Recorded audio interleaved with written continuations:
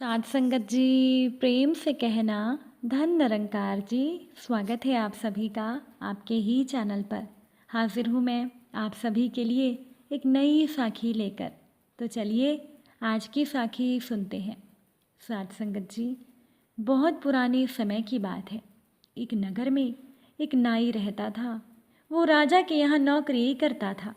राजा के यहाँ से उसे जो भी मिल जाता उसी में उस नाई की जिंदगी व्यतीत होती थी। वो अपनी पत्नी के साथ एक छोटी सी कुटिया में रहता था। अब जैसे कि मनुष्य का स्वभाव होता है कि हर मनुष्य धन पाना चाहता है, उसी तरह से वो नाई भी धनी बनना चाहता था। वो अक्सर ही अपनी पत्नी से कहता था कि भाग्यवान, बचत करना सीखो। बचत करोगी तो हमारे पास कुछ धन इकट्ठा होगा। जब धन होगा तो मैं तुम्हारे लिए एक सोने का हार लेकर आऊँगा। मैं चाहता हूँ तुम एक धनी की पत्नी के समान दिखो। तब से उस नाई की पत्नी ने बचत करनी शुरू कर दी और जल्दी ही उनके पास कुछ धन इकट्ठा हो गया। तो दोनों सुनार के पास गए और सोने का एक हार खरीद लाए। साध संगत जी, सोने के हार को देखकर नाई की पत्नी बहुत खुश होती। तब नाई ने अपनी पत्नी को कहा, इस हार को पहनकर तो तुम सचमुच ही किसी बड़े घर की बहू लग रही हो। ये सुनकर नाई की पत्नी बहुत खुश हुई, लेकिन फिर भी नाई को संतोष नहीं हुआ। वो और अधिक धन पाना चाहता था। एक दिन वो अपने किसी मित्र के पास गया। वापस लौटने में एक जंगल पड़ता था। थकान की वजह से वो नाई आराम करने के लिए एक पेड़ के नीचे बैठ गया। वो नाई अभी भी धन के विषय में ही सोच रहा था। तभी एक आवाज़ आई कि नाई, ओ नाई, क्या तुझे धन चाहिए? ये सुनकर उस नाई ने ऊपर नीचे देखा। वो आवाज़ उस पेड़ से आ रही थी। नाई ने आवाज़ के जवाब में कहा, हाँ मुझे धन चाहिए, खूब सारा धन चाहिए। आवाज़ ने पूछा, 7 घड़े धन के क्या तुम्हें चाहिए? नाई ने कहा, हाँ हाँ। उस आवाज़ ने जवाब दिया, जाओ अपने घर चले जाओ, वहाँ पर 7 घड़े धन से भरे हुए तुम्हारा इंतज़ार कर रहे हैं। इतना सुनते ही नाई अपने घर की ओर दौड़ा चला। घर पहुंचकर उसने देखा कि वाकई में उसके घर में 7 घड़े रखे हुए थे। उसने एक घड़े का ढक्कन हटाकर देखा तो उसकी आंखें चौंधिया गई। घड़ा ऊपर तक सोने से भरा था।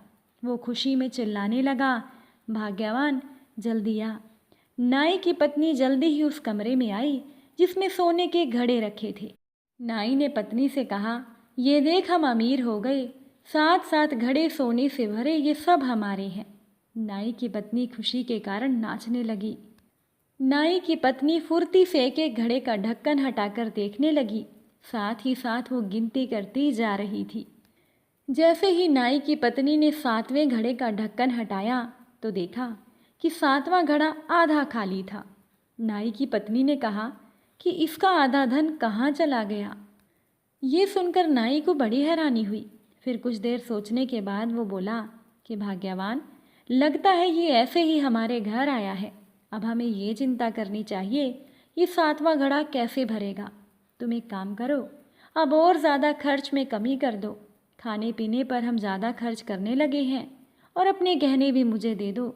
नाई की पत्नी ने कहा, गहने क्यों? तब नाई ने कहा, गहनों को पिघलवाकर इस घड़े में भर देंगे। नाई की पत्नी खुशी खुशी पति की बात मान गई और खामोशी से उसने अपने सारे गहने पति को दे दिए। गहने लेकर वो नाई एक सुनार के पास पहुंचा और गहने को पिघलवाकर 7वें घड़े में उसने डाल दिया, लेकिन वो घड़ा फिर भी नहीं भरा। नाई ने पत्नी से कहा, कुछ और खर्च कम करो। इस प्रकार पति पत्नी ने खर्च में इतनी कमी कर दी कि वो दोनों सूख कर आधे रह गए। जब राजा ने नाई की ये हालत देखी तो राजा ने कहा, क्या बात है, आजकल तुम ज़्यादा ही परेशान दिखाई देते हो। नाई ने कहा, नहीं महाराज, ऐसी कोई बात नहीं, बस घर के खर्चे के कारण मैं कुछ परेशान हूँ। राजा ने कहा, कोई बात नहीं, आज से हम तुम्हारा वेतन दुगना कर देते हैं। और राजा ने नाई का वेतन दुगना कर दिया। लेकिन इस पर भी नाई का 7वां घड़ा नहीं भरा। वो और ज़्यादा परेशान रहने लगा। एक दिन अचानक ही राजा ने कहा, तुम्हारी परेशानी का कारण कहीं वो धन का 7वां घड़ा तो नहीं। नाई ने बड़ी ही हैरानी से पूछा, जी महाराज, पर आपको कैसे पता? तब राजा ने कहा, वो 7 घड़े एक बार मुझे भी दिए गए थे, मगर मुझे लगा कि ज़रूर कुछ रहस्य है, क्योंकि 7वां घड़ा आधा खाली था। तब मैं वृक्ष की उस आवाज़ के पास गया। वहाँ जाकर मैंने कहा, 7वां घड़ा तो आधा खाली है। आवाज़ ने कहा, वो हमेशा खाली ही रहता है। फिर मैं वापस आ गया। महल में आकर मैं 7 घड़े के बारे में सोचने लगा। अचानक से मुझे याद आया कि आवाज़ ने मुझे ये क्यों कहा था कि 7वां घड़ा हमेशा खाली रहता है। तो मुझे समझ में ये आया कि आवाज़ की बात का मतलब ये था कि उस घड़े को चाहे कितना भी भरा जाए, वो भरेगा नहीं। तब मुझे ये अनुभव हुआ कि ये मुझे फंसाने के लिए किया जा रहा है, जिससे कि मुझ में अधिक से अधिक धन पाने की लालसा बढ़े। चूंकि वो घड़ा कभी भरता ही नहीं, इसीलिए मेरे सोना पाने की तृष्णा भी नहीं भरती। इसका मतलब ये है कि वो घड़ा तृष्णा का है। अब तुम ही खुद को देखो, तुम उस घड़े में चाहे कितना भी धन क्यों न डाल लो, वो कभी नहीं भरेगा। राजा ने अपनी बात पूरी कर दी।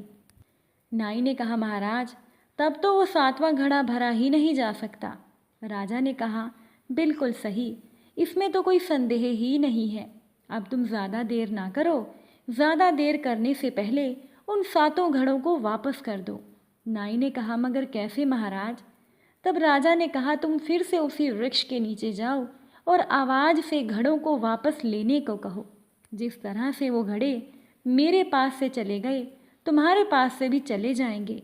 जल्दी करो, कहीं ऐसा ना हो तुम किसी भारी मुसीबत में पड़ जाओ। राजा की बात सुनकर वो नाई बहुत डर गया।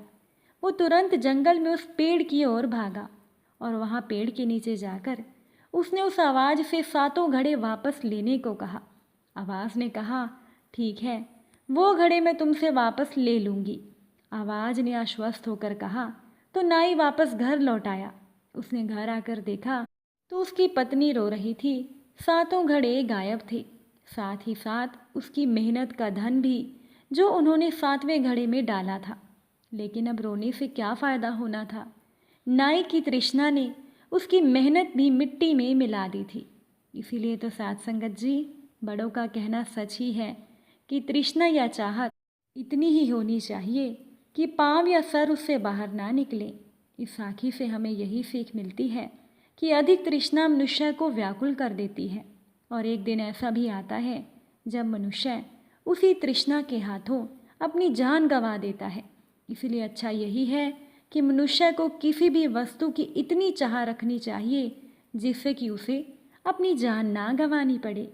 आज की ये साखी आपको कैसी लगी, कमेंट करके ज़रूर बताइएगा। आप सभी से फिर मुलाकात होगी एक नई साखी के साथ। साथ संगत जी, प्यार से कहना, धन निरंकार जी।